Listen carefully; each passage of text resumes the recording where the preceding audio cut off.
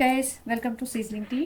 तो आज हम बात करेंगे दीपिका मैडम ने जो व्लॉग बनाया है उसमें, जब वो बना रही है सबा का फेवरेट केक। तो आप ये देखिए कि सबा को केक जो बना के दिया है इन्होंने, जो व्लॉग में दिखाया है, ये कई दिन पुराना व्लॉग है। और इसमें जो सबा ने ड्रेस पहनी है उससे पता चल रहा है, ब्लू कलर की ड्रेस जो ये मैडम उस बेबी को देखने गई थी तब पहन के गई थी। फिर रेलवे स्टेशन भी चली गई, महोदा में उतर भी गई, महोदा में पूरे दिन घूमती रही, सो भी गई और रात को यही ड्रेस पहन के नानी के घर भी चली गई थी। ये वही वाली सबा की फेवरेट ड्रेस है।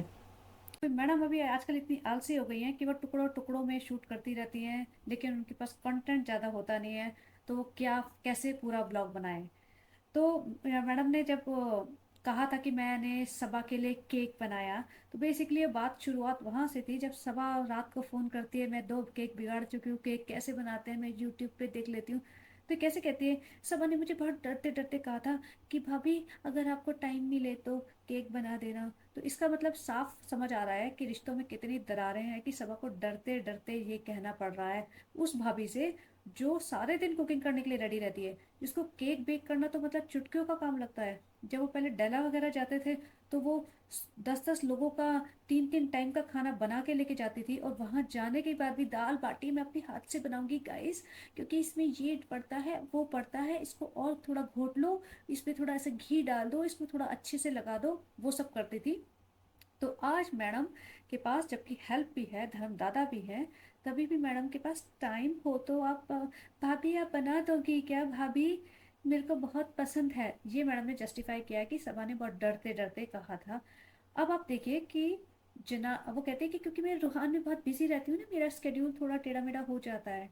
अच्छा मैडम, आपको झलक पे जाने के लिए तो आप पतीले भर भर के 20-20 किलो बिरयानी बना के ले जाती हैं, लेमन केक बना के ले जाती हैं, वहाँ पे ठंडी लस्सी और शरबत और पता नहीं क्या क्या खाना बना के, पाव भाजी बना के पैक करके थैले भर के ले जाती हैं। तब आपका रूहान आपको तंग नहीं करता है। तो जब केक बनाना है तब वो आपका रूहान आपको तंग करेगा। तो ये जो बात है इस ब्लॉग में इन्होंने जो दिखाई है, बार बार सबा का नाम लिया जा रहा है। सबा को बहुत पसंद था, सबा ने मुझे फोन किया, सबा वहाँ महोदा चली गई थी तो मैंने उसे बुलाया, मैंने उसको केक दिया। सबा कहती बहुत अच्छा है। तो ये सबा का नाम जो बार बार लिया जा रहा है, क्या मैडम को अपने व्लॉग के व्यूज बढ़ाने के लिए दिया जा रहा है या नहीं। तो ये लिया जा रहा है जनाब की इमेज के लिए। अभी ये देखिए बहुत क्रिटिकल टाइम चल रहा है, जनाब के लास्ट के 2-2.5 हफ्ते बचे हैं, और इसमें जितना जोर लगा ले मैडम उतना उनका फायदा है। तो मैडम अपने जनाब की इमेज क्लीन करना चाहती है कि भैया जो होगा बाद में होता रहेगा। और जो आमिर जहांगीर है, जैसे आप लोग जो जो इन सबको देखते हैं उन सबको आमिर जहांगीर की बात पता होगी, वो है कौन। तो मुझे उसका ज़्यादा इंट्रोडक्शन देने की ज़रूरत है नहीं। तो आमिर ने थोड़े दिन पहले आके बोला था कि अब 12 तारीख को या 11 तारीख को आऊँगा और कुछ कुछ बताऊँगा, और फिर वो आया नहीं। तो लोग बोलने लगे ओ पैसे मिल गए होंगे, ये हो गया होगा, वो हो गया होगा। जहाँ तक मुझे लगता है, आमिर को जनाब ने या डायरेक्ट बोला होगा या किसी के थ्रू बुलवाया होगा कि भाई मेरा शो चल रहा है, ज़िंदगी में बहुत इंपॉर्टेंट शो मिला है, मेरे पास कुछ बचा नहीं है, तो तेरे को जो मेरी धज्जियाँ उड़ानी है तो उड़ा लियो बाद में, लेकिन इस टाइम तो थोड़ा शांत रह ले।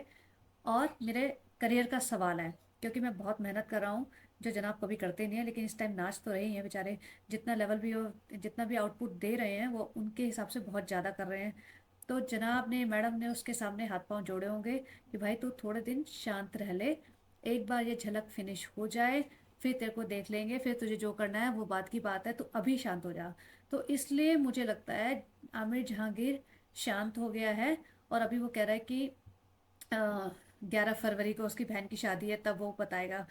तो मुझे लगता है ये डिले शायद इस वजह से हुआ है, क्योंकि आखिर देखिए भाई है ना, तो मतलब इतना भी बड़ा दुश्मन नहीं है ना कि जिसको इतनी बुरी तरीके से वो उसका करियर खराब करे या कुछ भी है। मतलब दुश्मनी है, थोड़ी नाराजगी है, कजन्स ही तो हैं आखिर। तो मुझे लगता है शायद एक ये रीज़न हो सकता है। और झलक एक काफ़ी बड़े लेवल का शो है, और जनाब को एंट्री मिली है, जनाब काफ़ी आगे तक जा चुके हैं बिरयानी के दम पे। तो और अपने रिलीजन कार्ड के वोटिंग के दम पे। तो मतलब अब वो चाहते तो है ही ना कि लास्ट तक जाएं और जीते भी। अब जीतना न जीतना सेकेंडरी बात है, लेकिन लास्ट तक जाने के लिए तो मैडम पूरा पुश कर ही रही हैं। तो ये जितना भी अभी लवी डवी प्यार मोहब्बत ऑडियंस से अपने फैमिली मेम्बर से जितना भी दिखा सकते हैं ना, ये 2 हफ्ते इतना प्यार बरसाएंगे सबके ऊपर कि आप देखते जाइए। तो अभी मैडम के पास देखा जाए तो कुछ था नहीं करने को, दिखाने को। तो उन्होंने वो, चलो भाई अब क्या करो, सभा से मोहब्बत दिखानी है, जब सभा यहाँ पे होती है तो मोहब्बत नहीं दिखाए। अब एक बहुत फनी सीन था, जब वो सबा को केक दे रही है, जब सबा यहाँ खड़ी हुई है उनके साथ सामने, सबा और सचिन, सचिन नहीं, अरे लप्पू सा सचिन करके मैं सचिन बोल दिया, सनी। तो वो दोनों खड़े हुए हैं। तो मैडम बातें बातें करती है, ये है वो है, मैंने ऐसे बनाया वैसे बनाया, ये ले ले लो, उसके बाद अच्छा चलो ठीक है, हाँ, इसका मतलब है अच्छा अब तुम जाओ। तो बिल्कुल एग्जैक्ट वैसे था, सबा भी समझ के हाँ अच्छा ठीक है भाभी बात जाते हैं। और सबा ऐसे डरी डरी रहती है भाभी के सामने, उसकी जुबान नहीं निकलती है। उनकी उसकी जुबान तभी निकलती है जब उसके कम लेवल के लोग दिखते हैं। भाभी तो उसे पता भैया टैलेंटेड है, सबा को लगता है मैं मौदा की कटरीना हूँ, लेकिन भाभी के सामने अभी भी कुछ नहीं हूँ। उसको ये सारे पता है, अपने अपने पैतरे, उसको अपने जो होता है ना लेवल, सबको पता होता है वो किस लेवल पे है। तो एनीवेज, तो जब मैडम के पास अभी, अब क्या करें, सबा का नाम लेके केक बना लेते हैं, चलो भाई रेसिपी भी हो जाएगी, व्लॉग भी बन जाएगा।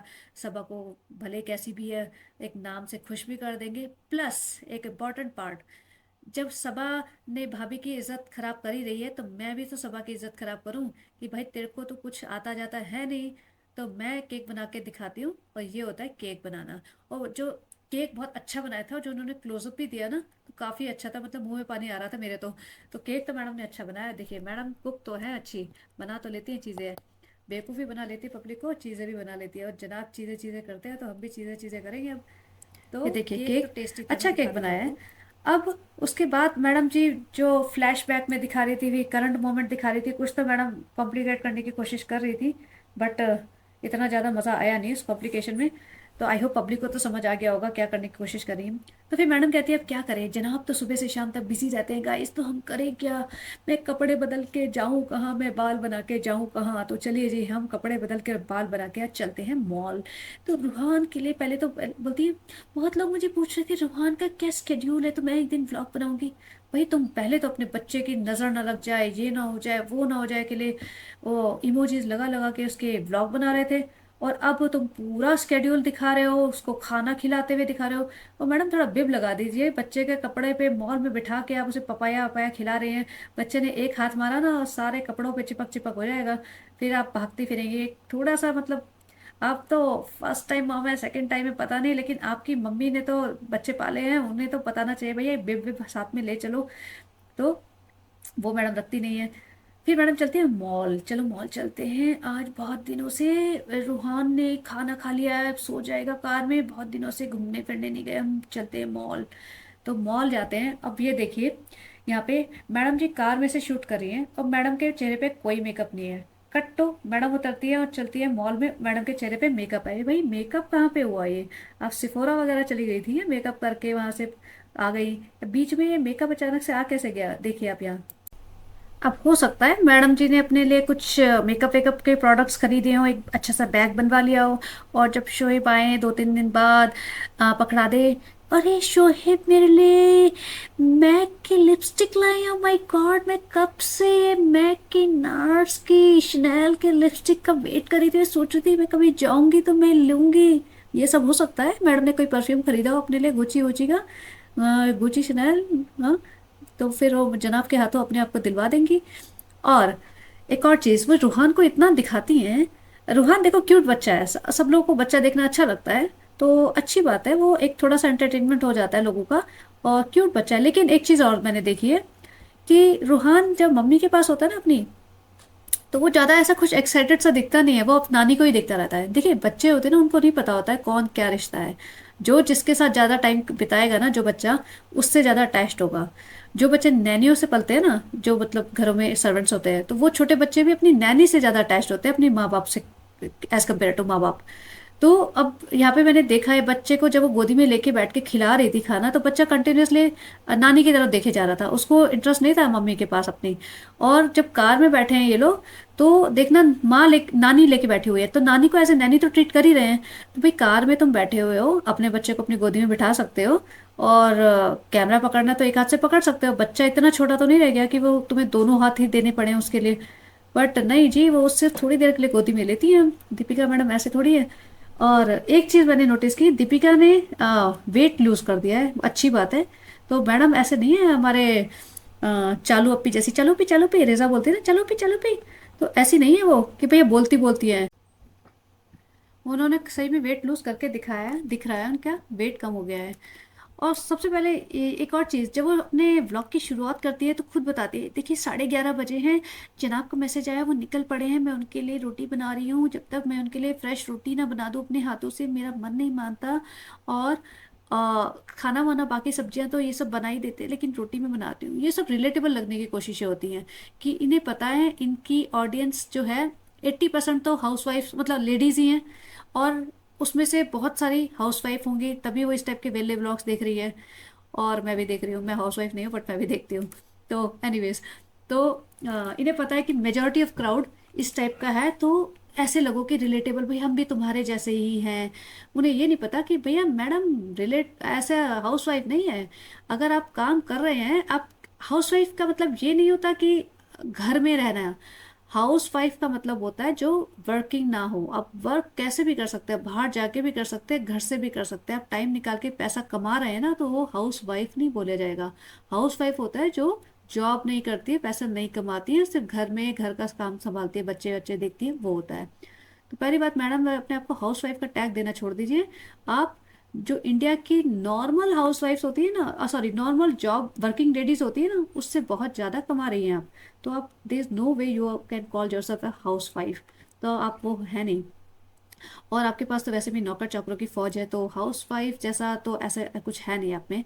अब ये गौरी खान कहे कि मैं हाउस वाइफ हूँ तो सूट नहीं करेगा ना। उनके पास नौकर चाकर की फौज है, उनके पास टाइम पास करने के लिए उनका कुछ तो डिजाइनिंग का वो जो फर्नीचर वर्नीचर सेल करती है, कुछ तो है चीजें। इट डज नॉट मीन कि वो हाउस वाइफ बोलेंगे अपने आप को। तो ऐसे दीपिका मैडम आप हाउस वाइफ नहीं है। तो आप ये टैग हटा दीजिए। और ये बोलती थी ना, बचपन से मेरा सपना था। आहा, मैडम आज आप सपना पूरा कर लीजिए। यही मौका है, जिंदगी दोबारा नहीं मिलती, बार बार जिंदगी ना मिले दोबारा। आप अभी इस जिंदगी में अपना सपना पूरा कीजिए। आप ये ब्लॉग व्लॉग छोड़िए, आप कंप्लीट हाउस वाइफ बनिए। कम से कम 5 साल जी के देखिए। No vlog, no show, nothing, just खाना बनाइए। और आपका एक और सपना था चूल्हे में खाना बनाऊं, तो चूल्हा वूल्हा लगा लीजिए अपने बालकनी में और खाना बनाइए। आप इंजॉय करेंगे, मैं बता रही हूँ। सपना तो पूरा कीजिए। जिंदगी में कितने लोगों को मिलता है सपना पूरा करने का मौका, आपको मिल रहा है, भगवान दे रहा है। आप पूरा लूटिए, मजे लूटिए, आप सपना पूरा कीजिए।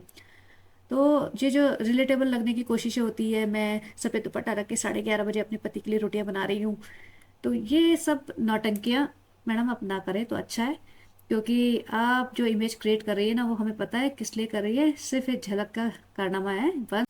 बस Jhalak is over, madam is not going to care about anything. ये सिर्फ झलक के 2 हफ्तों की जो है ना टाइम बचा है, उसके लिए इतनी मेहनत हो रही है। वरना मैडम से तो अब पता चल रहा है मैडम को कि ना व्लॉग के लिए कोई कंटेंट बचा है, ना कुछ मटेरियल है दिखाने के लिए। और मेरा सास ससुर से ऐसे कोई बॉन्डिंग हो नहीं रही है, ससुराल मायके वालों से कुछ आ नहीं रहा है, तो क्या ही दिखाएंगे। तो बट अभी जब तक झलक है। और हाँ, मैडम ने कार में बैठ के जो एक बार अपनी स्पीच दे दी, आपकी वजह से प्लीज़ प्लीज़ प्लीज़ वोट दीजिए, जनाब इतनी मेहनत कर रहे हैं, प्लीज़ वोट दीजिए।